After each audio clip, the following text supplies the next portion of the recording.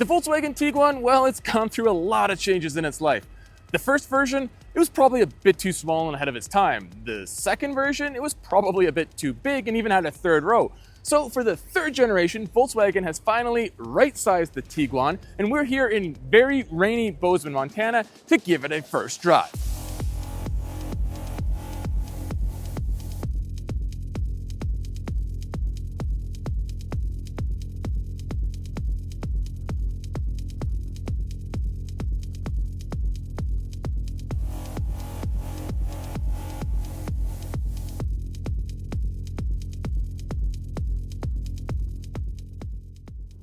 Although the new Tiguan is smaller, it might not be as small as you think. It's less than 2 inches shorter in overall length, and it's actually a little wider, but not quite as tall when it comes to the roof. On the outside, this styling is more rounded and sort of reflects the more arrow shapes that have been on other Volkswagen products. It's not like they're super sleek, they're just not as squared off as they used to be. And this does have a slightly more sloping rear roof as opposed to the more squared off version of the last model, and that's because there is no third row seat, so you don't have to worry about third row headroom.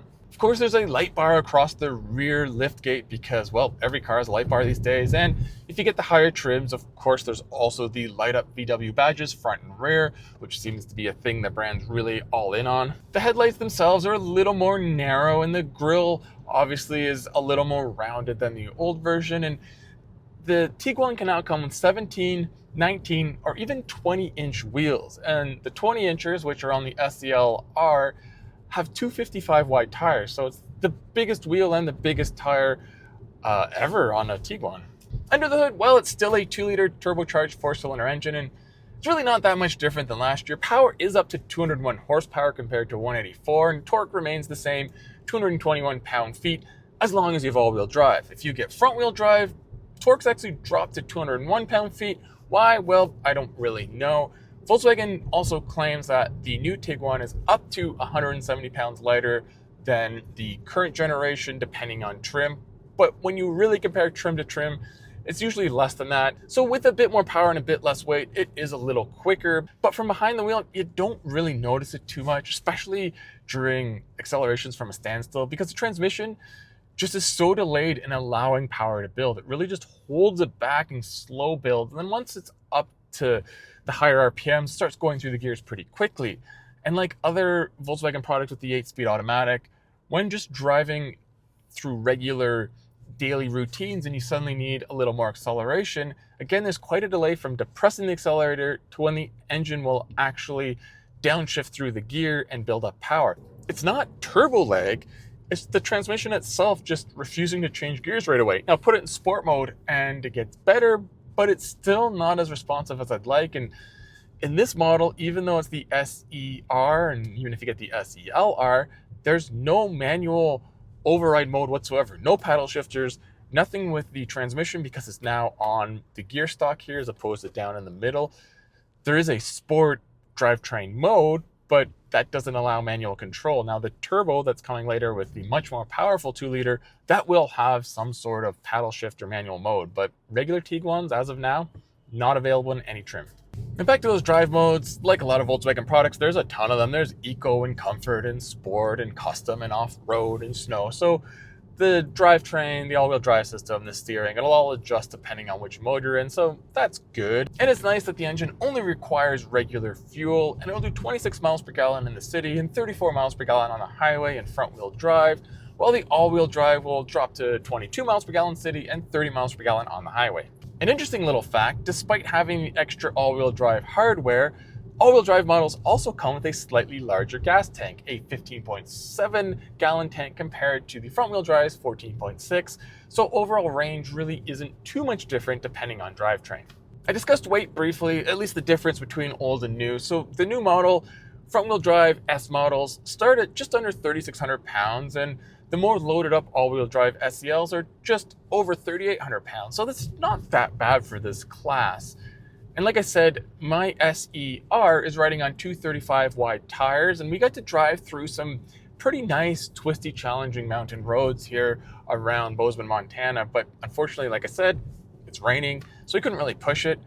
But like pretty much every Volkswagen product, I know this is sounding like a cop-out, but it's sort of the Tiguan as a whole. The driving experience hasn't changed that much.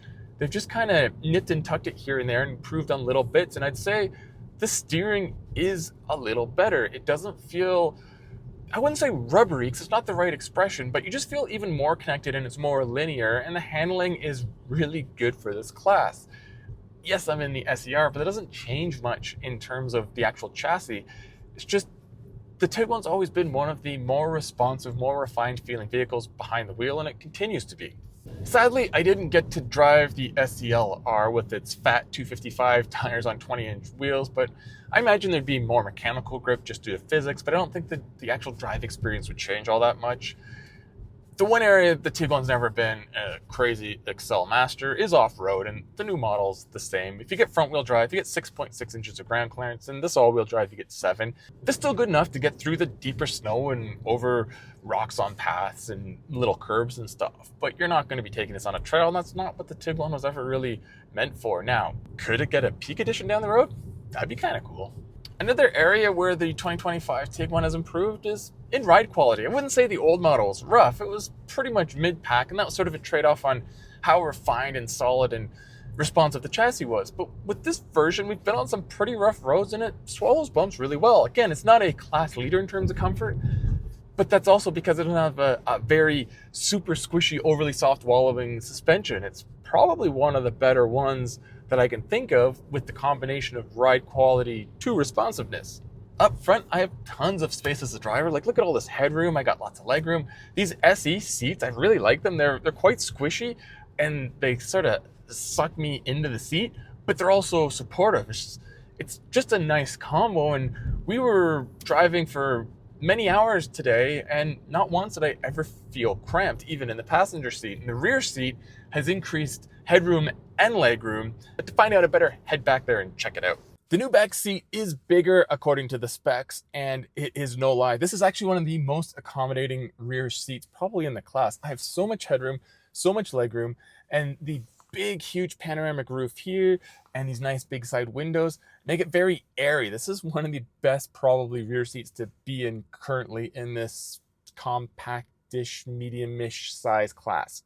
More than just actual comfort on the surfaces you're sitting on, Volkswagen's also tried to improve convenience comfort, such as the center console. So with the gear selector moving up to the wheel, there's more space here, and they say it's a 7.6 liter storage bin in the middle, and it's not the widest or necessarily the deepest, but it is pretty long, and it has the movable armrests on top, so that's kind of nice. You get 2 nice square cup holders here and other little storage bits, and it has the sort of sleeve wireless phone charger, which is standard, that just holds the phone in place and is one of the best on the market in keeping my phone charging the entire time it's in position.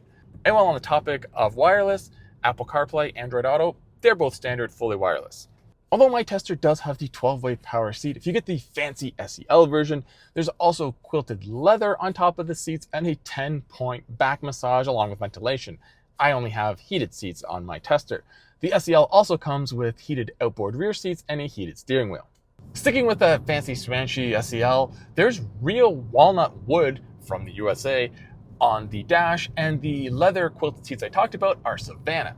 But it's not just the SEL that gets all the nice interior treatments. Even the S and the SE I'm driving now has what's called bamboo yarn on the door patches here and along the dash. And those who aren't familiar with what bamboo yarn is, well, it sort of falls in the middle on the fuzziness scale between super fuzzy Alcantara and not so fuzzy leather, but it's just as soft and smooth to touch as either of them. I actually quite like it. It's a different look and it's nice to touch, and it's just kind of cool. The infotainment system is the newest software, but it's still the same controls, which means it's pretty much all touchscreen with the slider volume and the slider climate control.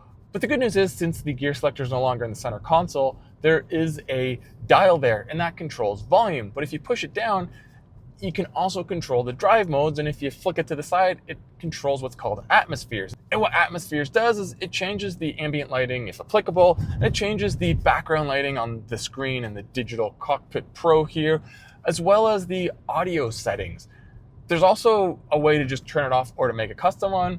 but there's various different moods, and it's just sort of a cool little modern feature that I'm sure a lot of younger buyers will appreciate. Back to the ambient lighting quickly. So Volkswagen claims 9 out of 10 versions of the new Tiguan will have it. Only the S doesn't have it, and the SE gets a 10 color ambient lighting selection, while the SEL gets a 30 color. On the tech and safety, well, there's a 10.25-inch digital driver information center, Digital Cockpit Pro standard, and a 12.9-inch infotainment system.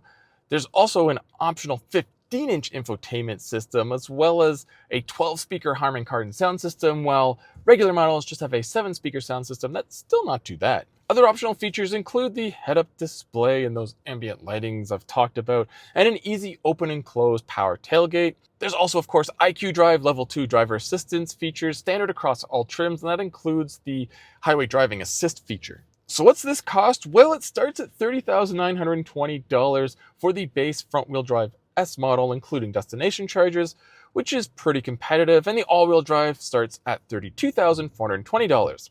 For the SE R-Line Black that I'm driving, it's $39,380 for all-wheel drive models, once again including destination charges.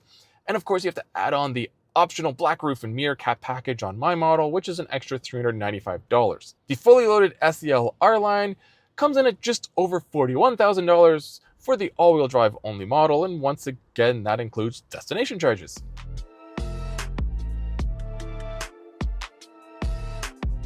So final thoughts on the 2025 Tiguan. Well, it's not a radical departure from the current model, which I don't think is a terrible thing because it was a good product and remains so.